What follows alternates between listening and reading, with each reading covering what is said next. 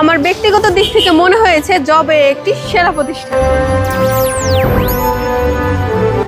Hello, আমি জয়শ্রী, আমি ফরিদপুর থেকে এসেছি। আমি এবার অনার্সে ভর্তি হব। জবে আমার কাছে খুবই একটি জনপ্রিয় প্রতিষ্ঠান। আজকে বিমান বাংলাদেশে এক্সাম ছিল।